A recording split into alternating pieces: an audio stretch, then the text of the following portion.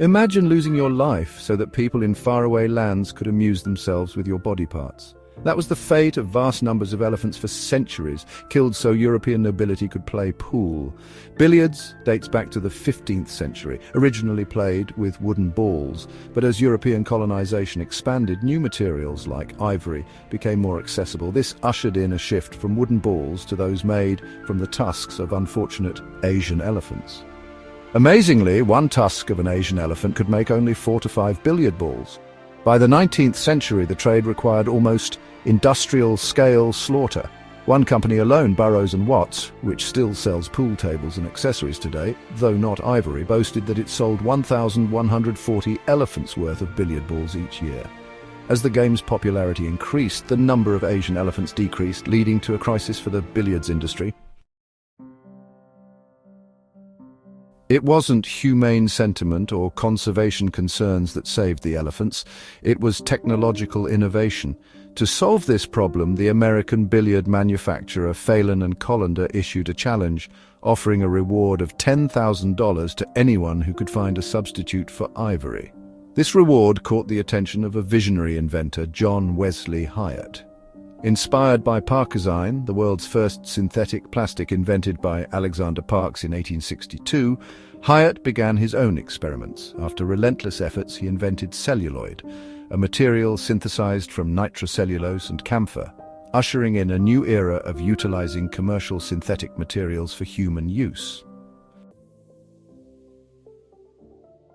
The Hyatt brothers did not claim the reward money. Instead, they set up their own business making things like billiard balls out of their new material, celluloid instead of using horn or ivory, but they didn't stop there. They also came up with the first injection molding machine, called the Hyatt stuffing machine. This was a big deal because it worked better than older machines meant for metal. They got a patent in 1872. This machine could heat up celluloid and then push it into molds to cool down and set into new shapes. These innovations not only successfully replaced ivory, reducing the demand and thus saving elephants from excessive hunting, but the advent of the injection molding machine also laid the foundation for the future development of the plastic industry. During World War II, there wasn't enough metal and other materials, so plastic became a great alternative for making stuff needed for both the army and everyday people.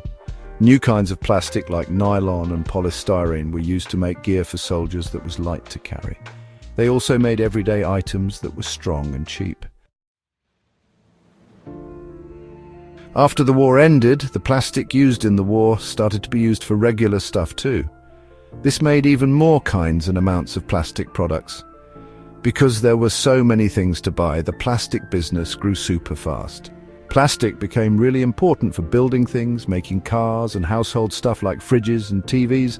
Since plastic was cheap and could be used for lots of different things, it helped the economy grow after the war and became a symbol of new and better ways of living. However, their durability also led to environmental issues, as plastic waste accumulates in oceans and landfills. And that's all for today. The story of how plastic saved elephants teaches us a profound moral. It's not always activism that drives change, but often the power of human ingenuity. While plastics played a role in saving wildlife, they also introduced new challenges for our environment. Thanks for watching. Don't forget to like, share, and subscribe for more thought-provoking stories.